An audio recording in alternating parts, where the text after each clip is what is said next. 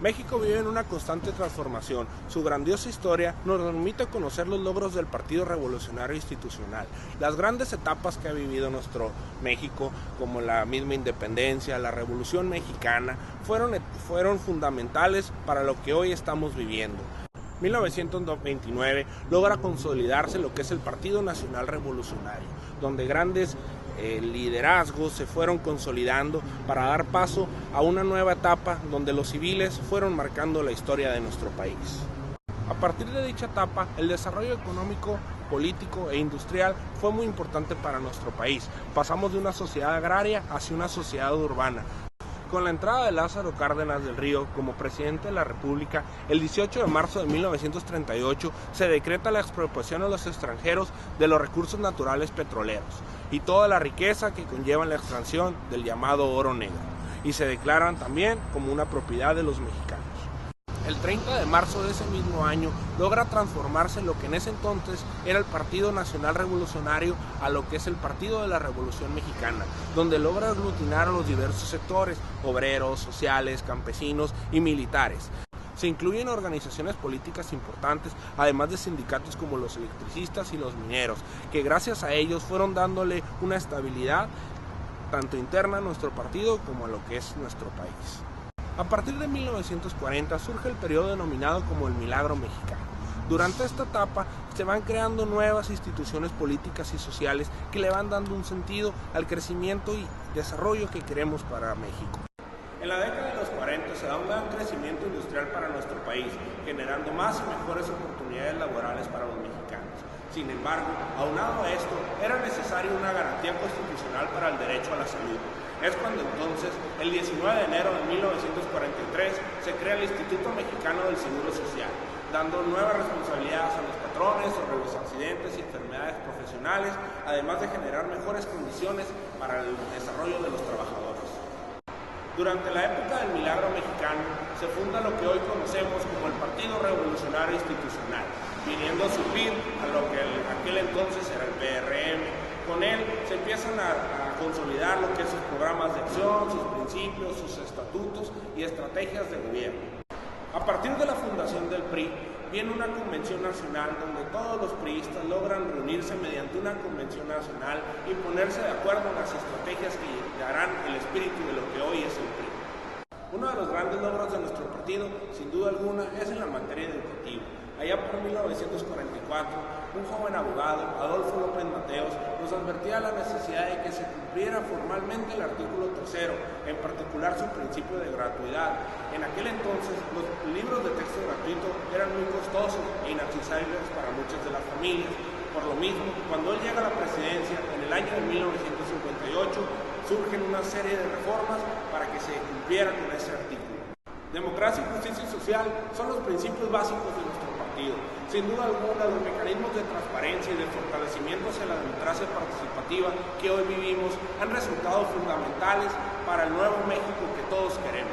Frecuentemente escuchamos de los 70 años de gobierno del Partido Revolucionario Institucional. Es importante que hagamos un análisis responsable sobre las acciones, sobre las estrategias y sobre los logros realizados por nuestro partido durante esos 70 años. Hablamos de políticos que no solamente pensaban y hablaban, sino políticos que ejecutaban y actuaban, ¿no? Fueron muchas las instituciones que se fueron creando.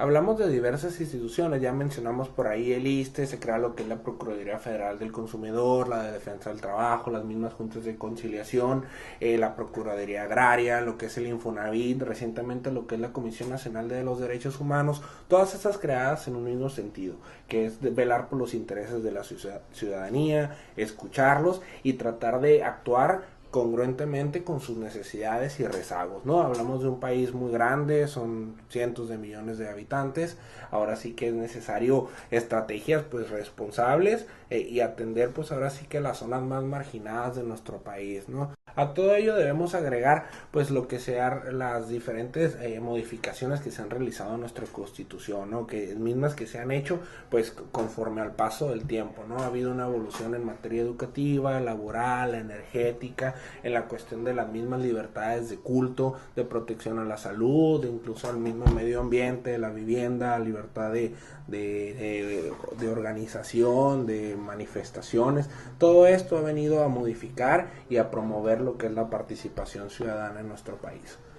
Se han realizado múltiples lecturas sobre el actuar de nuestro partido. Lógicamente, pues muchas veces ha habido estrategias fallidas o en las que no todos están de acuerdo, ¿no? Hablamos de un país en el que hemos sido muy incluyente, escuchando lo que es pues la verdad sí que las diferentes ideologías, los diferentes partidos políticos, con lo que de alguna forma pues contribuye constructiva y positivamente pues a desarrollar un plan de acción, ¿no? Hablaba por ahí Fidel Velázquez una frase que decía que el PRI no es inmortal, sino inmorible. Esta situación pues se da en virtud ahora sí, de cómo nace nuestro partido. Nuestro partido nace a partir de las mismas organizaciones, de los sectores sociales que se han ido involucrando en la vida interna del partido, y esto ha venido a fortalecer pues ahora sí que la plataforma política que hemos desarrollado, ¿no?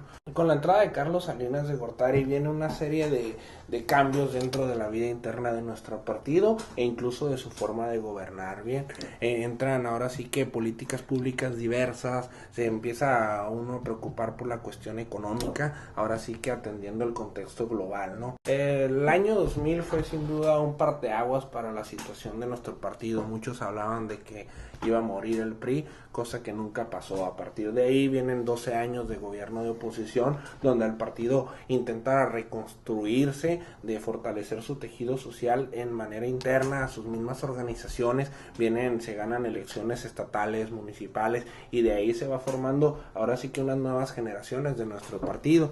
Si revisamos las cifras electorales, el regreso de la presidencia del PRI fue muy apretado. Fueron unas elecciones donde compitieron 3 partidos políticos. Los 14.5 millones de votos que se logran en el 2012 fueron menores a los 16 millones logrados en 1976.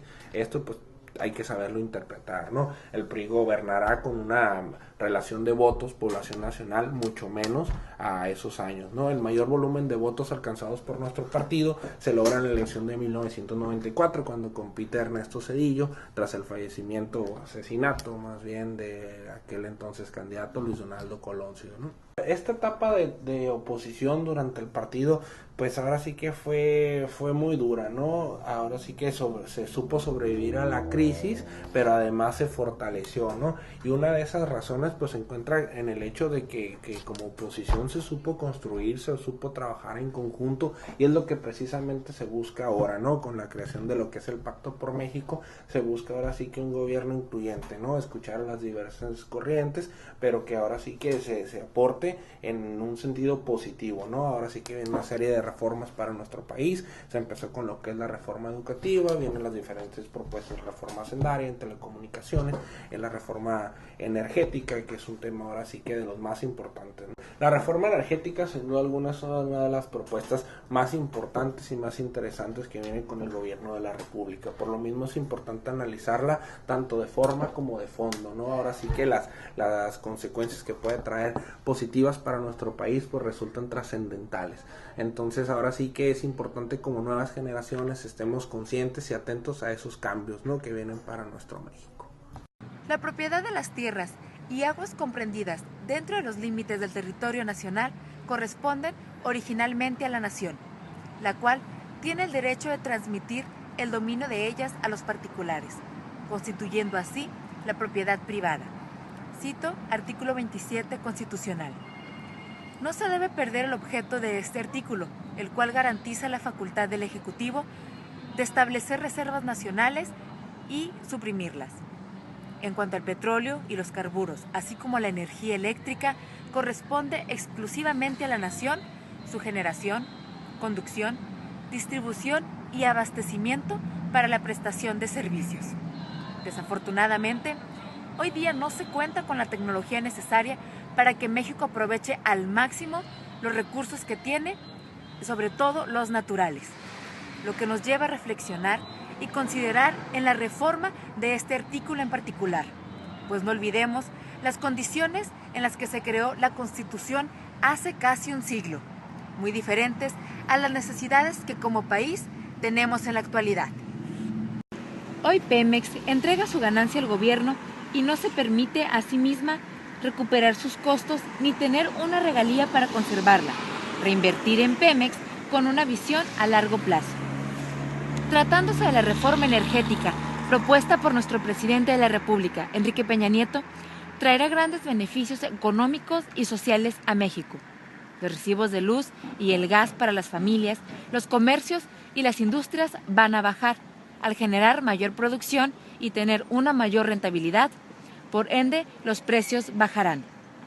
No obstante, el debate de las reformas es largo y debe ser además responsable y respetuoso.